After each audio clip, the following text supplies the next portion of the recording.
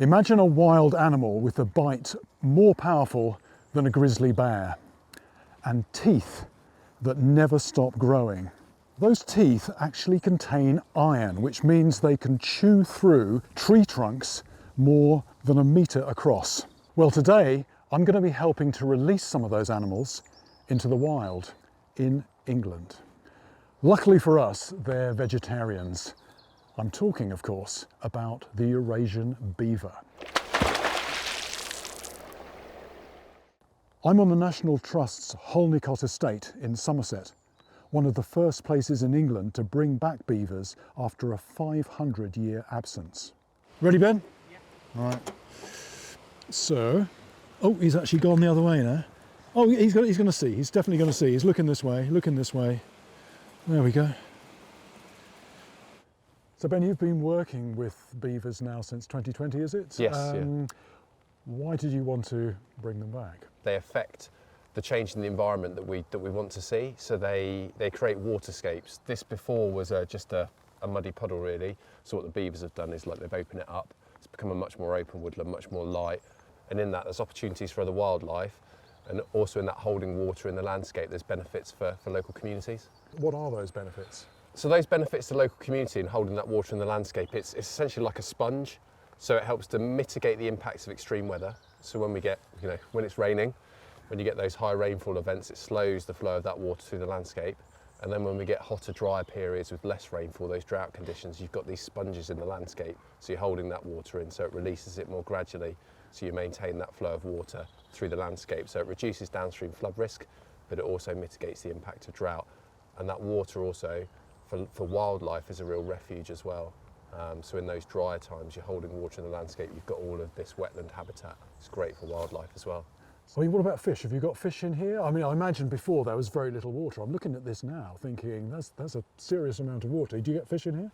Yeah, we've got fish in here and other aquatic species. So especially you notice it during those drier times when you get those droughts, it's really obvious that we've got healthy fish stocks in the beaver enclosures. We can see them doing really well, but other species as well, because it's a refuge. So we see a great number of animals coming to these wetland habitats during those dry times. So we originally released the beavers into enclosures. You can see one of them here. They affected a lot of positive change, wetland habitat, a lot of light. The sites are really abundant. We're really happy with that. We've now moved to a wild release. So we've obtained a licence from Natural England. And we're going to release some of those beavers into the wider catchment with you later today. You're free. Oh, move in. That's his tail. His tail has just come out. So he's reversing out. Coming out backwards. Yeah, there we go. Oh.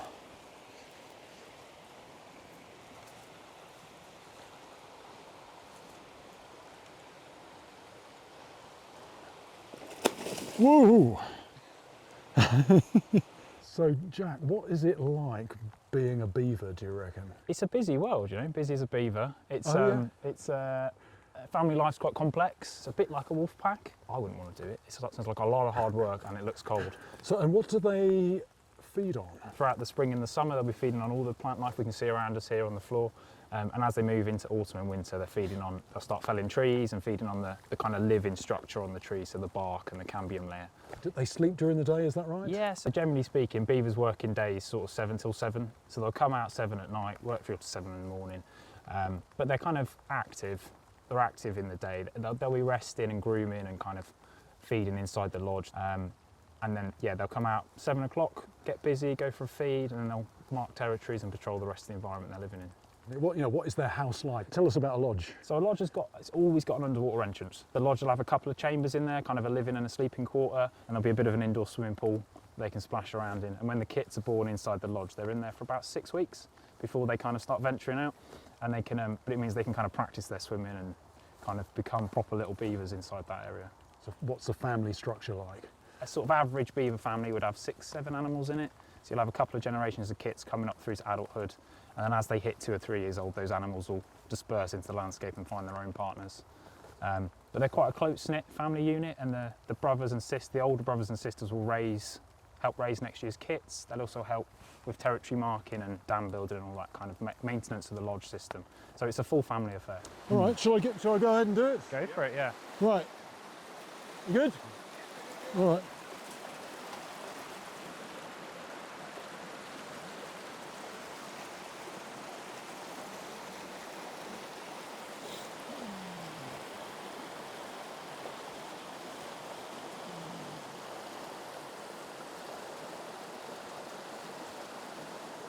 And what about the dams? Why do they build the dams? So beavers are always looking for a little bit of deep water. So they still think there's wolves and bears and lynx roaming around the UK. That's what they're adapted to live with. So what they'll do is if you've got shallow waters, they'll build those dams in to raise the water levels up so they can disappear quickly and feel safe from predators and things like that.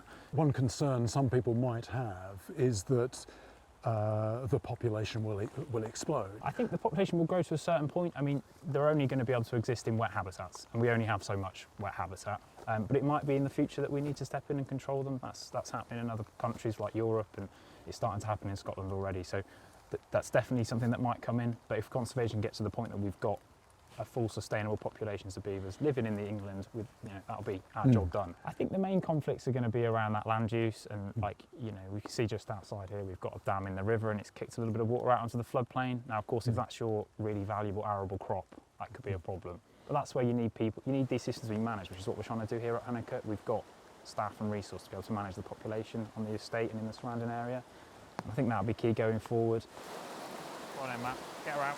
Yep, coming. She's coming.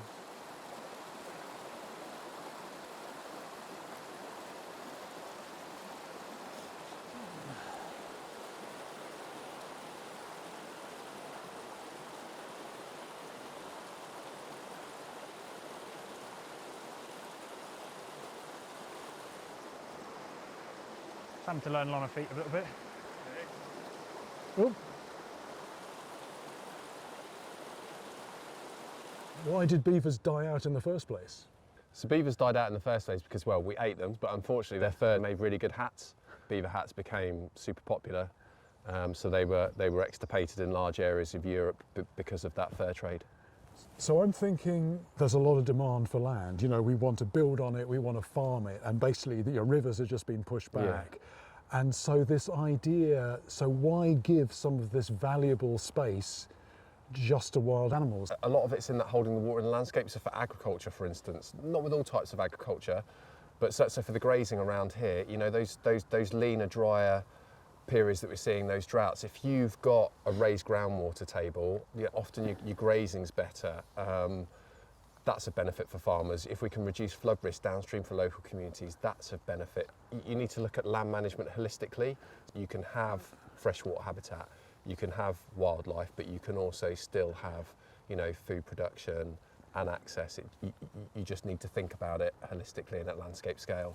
Often it's you're bringing back beavers, you're rewilding, you're going to but it's not about rewilding whole landscapes. It's about taking elements of wildness and applying them in a way that, yes, benefits nature and climate, but also benefits local communities and the wider public as well. So it's still managing and utilising nature, but for those win-wins.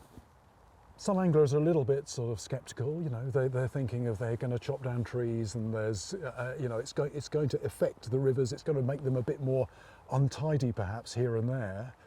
What could you say that would reassure anglers that beavers are a good thing to have? Not everywhere, but in certain places. So we've worked with the local angling community here, and it's about the right beaver in the right place. So where you can give water and wildlife space, you're always going to have fish passage. That's going to be a benefit to fish. Where you might see some of the negative impacts is where you've got very confined and constrained channels and you've got beavers building dams in those areas, and that might be the areas where you want to manage it a bit more proactively. But generally speaking, where you're getting beavers developing this wetland habitat, and putting dams in to achieve that, it's generally passable for fish and generally of benefit to fish. That's not to say there won't be impacts, but with the right management plans in place and the right resource, which we're looking to do here at Holnicote, you can develop those win-wins. I guess when you started, all of this stuff is very theoretical, it's very sciencey, it sounds good. putting it into practice is something that takes a lot of time, and then you've got to record it. But you're now at the point where you are getting the data that confirms this is actually working. Yeah, you're right. We've got that data to really back up the approach and show that it's benefiting local communities, but we're also seeing a biological uptick. For me, it's not rocket science. It's like wetland habitat is amazing. It's full of wildlife. All this water used to be in the landscape. We're just putting parts of it back, and beaver are one of the tools for achieving that. One more to go. They are sort of nocturnal, aren't they? So is this one just still chilling? Yeah. You'd imagine maybe the sound of water might get them, you know, just... Ah, there we go. That's got a reaction.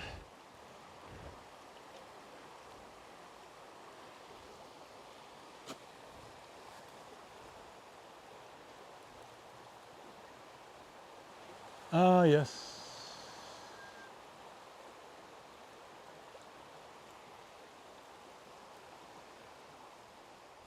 So yeah, good day's work today? Yeah, really good. So how did you find it, Jeremy? Yeah, really interesting. I've seen beavers before, but I've not seen them that close, and that was a really good opportunity. And I'm almost putting myself in the mind of the beaver. You know, the curtain is drawn away, and they're seeing their new home. Quite a shock, probably. Yeah, and just seeing the different reactions. Yeah. I'm really curious to come back and see, you know, in a year or two what they've done. It'd be fantastic to have you back and have a look at it all. So what do you think of beavers overall? So you know, my background is angling, but angling took me to a wider interest in rivers. And the thing about beavers is, it's not just that we're introducing this nice, I was going to say cuddly, I wouldn't want to cuddle one, but you know what I mean. No, you probably wouldn't. You know, this nice charismatic animal. But they are at the centre of a much bigger story. I mean, you know, our rivers, you know, we've got real problems at the moment, flooding, drought in particular, pollution, which, you know, that's all part of one story. And the challenge at the moment is fixing all that. You know, what is happening here, I think, is central to that story. It's got to the point where you can't really challenge, you know, the benefits.